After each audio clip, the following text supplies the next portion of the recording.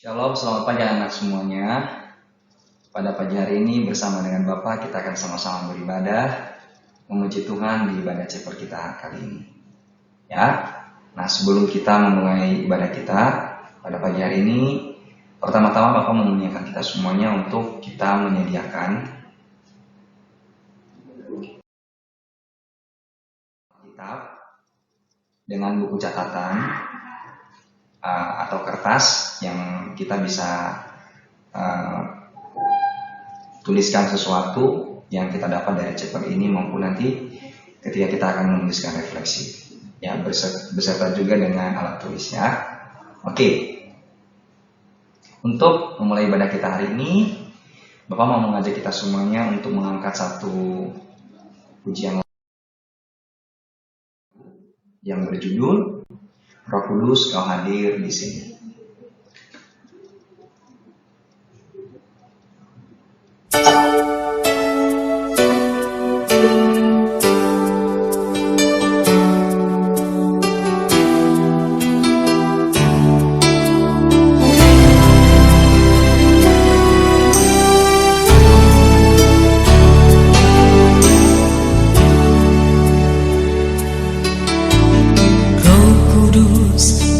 Hadir di sini,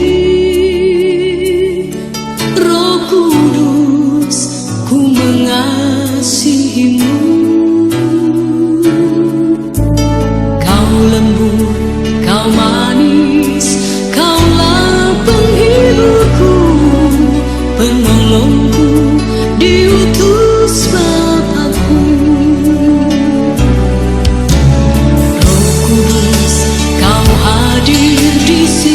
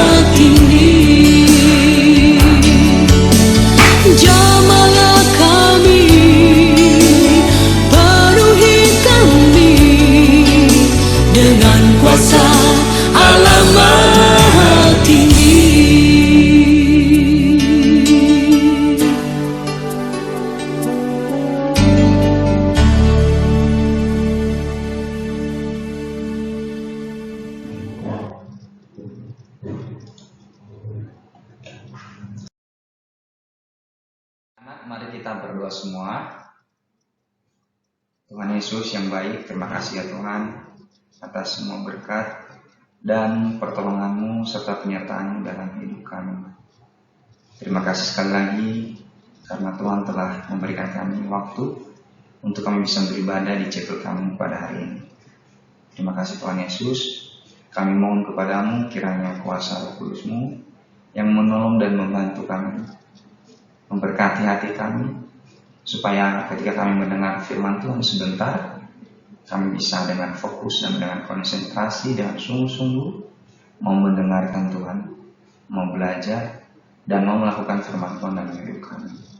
Terima kasih Tuhan Yesus, ini doa kami, di dalam nama-Mu kami berdoa. Amin. Baik anak-anak, untuk topik perenungan kita hari ini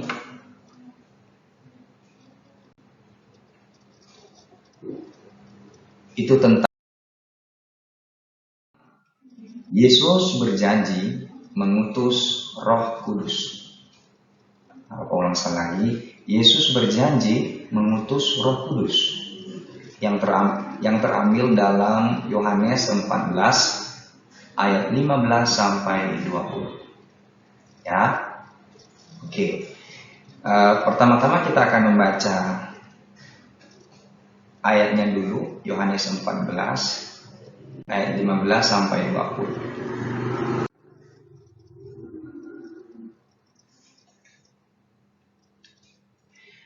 Oke, 14 ayat 15. Jikalau kamu mengasihi aku, kamu akan mengikuti segala perintahku. Ayat yang ke-16. Aku akan minta kepada Bapa, dan Ia akan memberikan kepadamu seorang penolong yang lain, supaya Ia menyertai kamu selama-lamanya. Ayat yang ke-17, yaitu Roh kebenaran. Dunia tidak dapat menerima Dia, sebab dunia tidak melihat Dia dan tidak mengenal Dia. Tetapi kamu mengenal Dia, sebab Ia menyertai kamu dan akan diam di dalam kamu. Ayat yang ke-18, aku tidak akan meninggalkan kamu sebagai yatim piatu. Aku datang kembali kepadamu. Ayat yang ke-19, tinggal sesaat lagi, dan dunia tidak akan melihat aku lagi.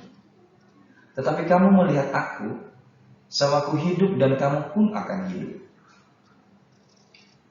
Ayat yang ke-20, pada waktu itulah kamu akan tahu bahwa aku di dalam Bapa-Ku, dan kamu di dalam aku, dan aku di dalam kamu.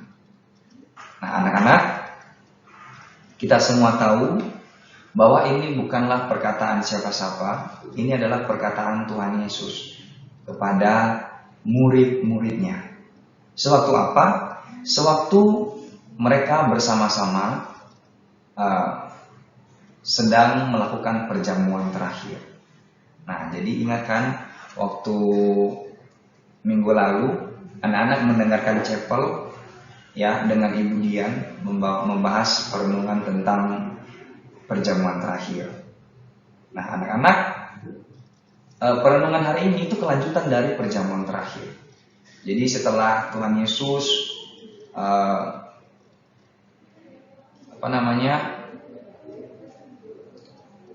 melakukan perjamuan terakhir dengan muridnya, di saat itu juga ya Tuhan Yesus ya mengatakan kepada murid-muridnya, ya kalau misalnya sesuai dengan topik kita tadi itu Tuhan Yesus akan mengirimkan ya satu penolong atau mengirimkan Roh Kudus kepada murid-muridnya atau kepada orang yang percaya kepada Tuhan Yesus.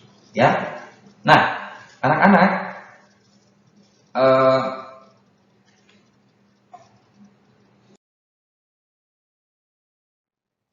untuk perenungan kita pada hari ini ada 3 pertanyaan besar yang akan kita nanti bahas dan pelajari bersama ya dari renungan ini. Pertama, bukti apa yang menunjukkan kita mengasihi Yesus dalam hidup kita sehari-hari? Ya, apa buktinya kita mengasihi Yesus dalam hidup kita sehari-hari? Yang kedua, siapakah Roh Kudus yang dijanjikan Tuhan Yesus? Ya. Yang ketiga, bagaimana peran Roh Kudus dalam kehidupan orang percaya? Nah, jadi nanti kita akan sama-sama pelajari 3 pertanyaan ini. Kita akan bahas satu persatu. Ya. Nah, mulai dari yang pertama dulu, bukti apa yang menunjukkan kita mengasihi Yesus dalam hidup kita sehari-hari? Nah, anak-anak, kita lihat kembali ayat bacaan kita tadi yang ada di Yohanes 14 ayat 15 sampai 20. Ya. Lebih-lebihnya di ayat yang ke-15 dulu. Kita coba lihat ya.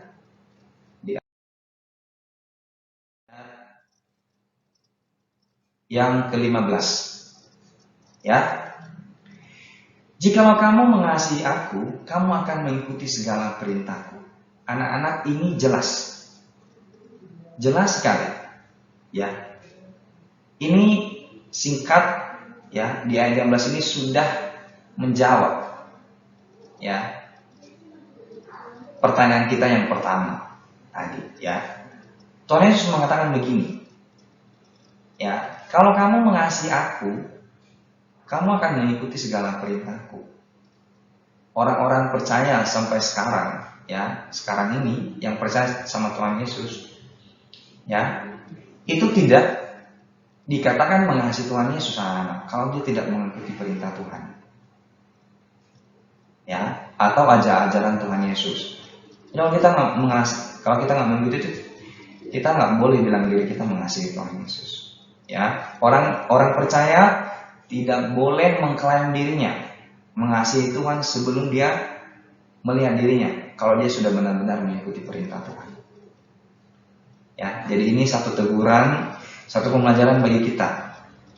Anak-anak yang percaya sama Tuhan Yesus, jangan kita anggap diri kita percaya mengasihi Tuhan kalau kita tidak mengikuti perintahnya. Ya. Contoh kecilnya saja,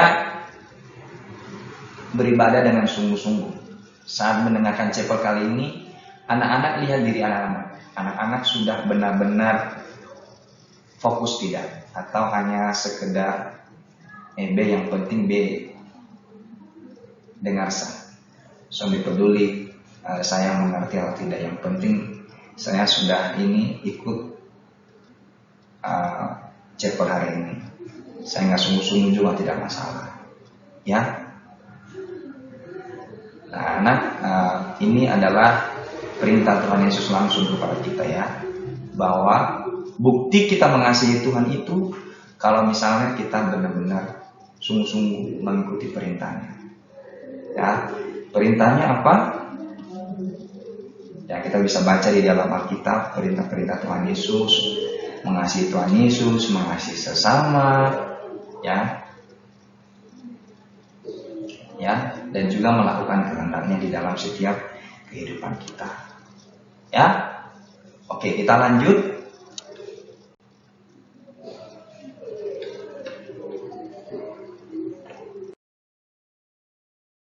Nah, anak-anak tadi di pertanyaan kita yang kedua, itu kita tadi mendapati pertanyaan bahwa siapakah Roh Kudus yang diutus oleh Tuhan Yesus? Nah, anak-anak mungkin pernah belajar ya dari SD. Siapa itu sih Roh Kudus itu? Ya, bagaimana relasi Roh Kudus, Tuhan Yesus dan Bapa kita di surga? Nah, anak-anak, kita itu punya Allah adalah Tritunggal. Jadi Allah kita itu adalah Allah Tritunggal. Ya, Tritunggal itu bukan artinya Bapa sama dengan Tuhan Yesus, Tuhan Yesus sama dengan Roh Kudus. Tidak ya anak ya. Mereka ini punya tiga pribadi, ya, three person. Tapi dalam satu kesatuan, ya, mereka punya hubungan relasi antara Bapa punya hubungan yang sangat-sangat intim dengan Tuhan Yesus dan juga dengan Roh Kudus, begitu juga sebaliknya. Dan tiga pribadi Allah kita ini adalah Allah. Ya. Nah, jadi dari gambaran ini anak bisa lihat bahwa inilah Allah Tritunggal kita, ya. Seperti ini kita bisa menggambarkannya, ya, bahwa Bapa itu bukan Putra, Putra juga bukan Roh Kudus, dan Roh Kudus bukan Bapa. Tapi mereka ini adalah tiga pribadi yang saling berelasi dan mereka ini adalah Allah, ya. Tiga persen ini adalah Allah, ya, dan ini adalah Allah Tritunggal kita. Nah, jadi kita balik ke pertanyaan kita, ya. Siapakah Roh Kudus itu? Nah, anak-anak, di dalam kepercayaan kita bahwa pribadi Allah yang pertama itu adalah Bapa, lalu pribadi Allah yang kedua itu adalah Tuhan Yesus, dan pribadi Allah yang ketiga adalah Roh Kudus. Nah, jadi siapa itu Roh Kudus? Adalah pribadi Allah Tritunggal kita, ya, yang ketiga, ya. Oke. Nah, sekarang kita lanjut lagi untuk question kita yang ketiga. Bagaimana peran Allah Roh Kudus ini dalam kehidupan kita sebagai orang percaya? Ya, nah, mari kita coba lihat.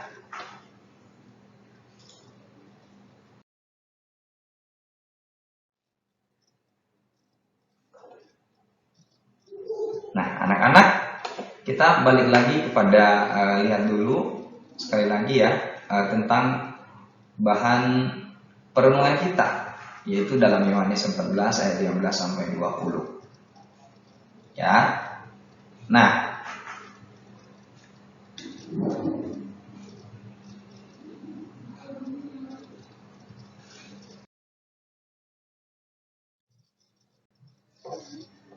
oke. Nah, kita melihat sekali lagi kepada Yohanes, ya, 14 ayat 16 sampai 17. Ya. Di sini dia berkata begini, ya, untuk ayat yang 16 dulu. Aku akan minta kepada Bapa, dan Ia akan memberikan kepadamu seorang penolong yang lain, supaya Ia menyertai kamu selama-lamanya, yaitu Roh kebenaran. Dunia tidak dapat menerima Dia, sebab dunia tidak melihat Dia dan tidak mengenal Dia. Ya, kamu mengenal Dia, sebab Ia menyertai kamu dan akan diam di dalam kamu. Ya, anak-anak, dari ayat ini kita bisa tahu, ya, Tuhan Yesus mengutus Roh Kudus. Ya, di ayat yang ke-16 ini disebut sebagai penolong. Ya, aku akan minta kepada Bapa, dan Dia akan memberikan kepadamu seorang penolong yang lain. Penolong, ya, penolong, supaya Ia menyertai kamu selama-lamanya. Nah, penolong itu siapa? Roh kebenaran atau Roh Kudus. Ya, nah di sini dia bilang lagi, dunia ini yang sudah tercemar dengan dosa itu tidak mengenal dan tidak menerima Dia. Ya, dunia ini tidak mengenal siapa itu Roh Kudus. Ya. Karena mereka adalah dunia ini sudah, ya, dikacaukan oleh dosa. Jadi sudah tidak bisa melihat lagi Allah yang benar itu yang mana, ya, tidak mengenal lagi, ya. Nah, di ayat yang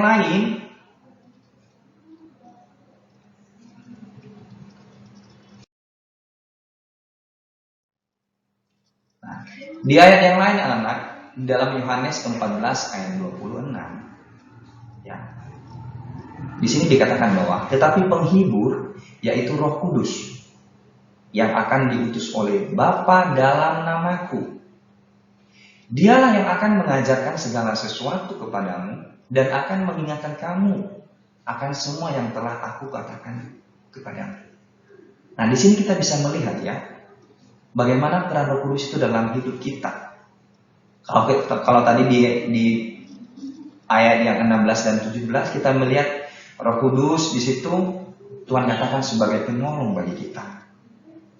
Nah, di ayat yang lain Tuhan katakan lagi, Roh Kudus sebagai penghibur. Nah, bagi kita ya, penghibur bagi kita. Selain itu, Roh Kudus juga nanti yang akan mengajarkan kita di sini ya, mengajarkan kita segala sesuatu. Ya, tentunya dalam konteks ini mengajarkan segala sesuatu ini sesuai dengan kehendak Tuhan ya, bukan mengajarkan hal-hal yang tidak sesuai dengan kehendak Tuhan. Nah, Roh Kudus itu mempunyai peran di dalam hidup kita, mengajarkan kita, memberikan kita hikmat untuk bisa ya melakukan kehendak Tuhan. Dan satu lagi di sini, mengingatkan kita akan semua hal-hal yang sudah dikatakan Tuhan Yesus. Artinya firman yang sudah diberikan Tuhan Yesus, sudah diteladani oleh Tuhan Yesus, Roh Kudus kemudian ingatkan dalam hati kita terus-menerus. Nah, tugas kita ketika Tuhan sudah memberikan kita Roh Kudus, dan Roh Kudus itu menegur kita, mengajarkan kita harus bagaimana ya? Kita harus keras kepala kok, keras hati, tidak mau dibentuk, atau bagaimana? Tentunya tidak ya. Jawabannya tentunya tidak. Jawabannya adalah tentunya kita harus menuruti perkataan daripada Roh Kudus. Ya. Nah, anak-anak mungkin bertanya-tanya ya, kenapa Tuhan Yesus mengirimkan Roh Kudus kepada kita? Bukankah waktu itu Tuhan Yesus sedang bersama-sama dengan murid-murid? Apakah Tuhan Yesus kurang gitu ya kemampuannya ketika sama-sama dengan murid-murid? Anak tidak ya, tidak seperti itu. Tuhan Yesus sebagai Allah kita waktu itu waktu bersama-sama dengan murid-muridnya, dia sudah mengatakan kalau dia akan ditangkap ya. Nanti kita juga habis bahas ini, nanti kita akan bahas di chapter minggu depan atau minggu selanjutnya kita akan bahas tentang belajar tentang Yesus akan ditangkap dan Yesus akan disalibkan, akan dibunuh. Ya, jadi Tuhan Yesus menjelaskan kepada muridnya bahwa nanti tidak lama lagi dia akan ditangkap, dibunuh gitu ya. Dan kemudian dia akan bangkit pada hari yang ketiga, akan naik ya ke surga. Nah, ketika Tuhan Yesus naik nanti ke surga, dia menjanjikan kepada murid-muridnya, murid-murid jangan khawatir, meskipun nanti saya naik, saya akan tetap sertai kamu kok. Ya, buktinya apa? Saya akan kirim Roh Kudus ya, Roh Kudus bagi kamu untuk menolong kamu, untuk menghibur kamu, dan untuk mengajarkan segala sesuatu yang telah kusampaikan kepada kamu.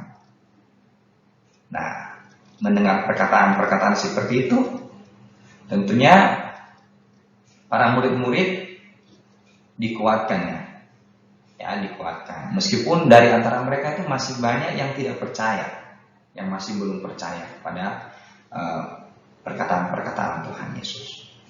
Nah, anak-anak, perenungan kita hari ini mengingatkan kita bahwa kita terkadang mengatakan diri kita mengasihi Tuhan. Seringkali ya, kita mengatakan diri kita mengasihi Tuhan. Tetapi nyatanya kita tidak mengasihi Tuhan. Kenapa? Karena kita tidak melakukan kehendaknya. Kita malah menghabiskan banyak waktu dalam hidup kita untuk melakukan hal yang tidak sesuai dengan yang diinginkan Tuhan Yesus. Padahal kita mengaku bahwa Tuhan Yesus adalah Tuhan kita, tapi kita terkadang tidak melakukan kehendaknya. Ya, mari kita melihat diri kita, anak-anak silakan melihat diri masing-masing. Apakah sudah mengasihi Tuhan Yesus sejak selama ini sampai detik ini? Ya. Yang kedua juga kita harus kita belajar bahwa Tuhan Yesus sudah memberikan Roh Kudus bagi kita yang terus mengingatkan kita, mengajarkan kita. Apabila kita diingatkan, kita harus sikapnya bagaimana? Harus keras hati, keras kepala, atau bagaimana? Tentunya kita harus memberikan diri kita. Ya, Kita mungkin ditegur oleh orang tua, ditegur oleh guru kita, ditegur oleh sahabat kita, ya, diberikan nasihat. Sebagai orang yang mau belajar dan bertumbuh, kita harus mendengarkan. Ya, mungkin saja perkataan teman kita, perkataan orang tua, Tuhan pakai, ya, untuk, ya, mengingatkan kita akan semua hal-hal yang sudah kita lakukan. Ya, jadi kita harus benar-benar merenungkan hal ini. Ya, nah, untuk anak-anak,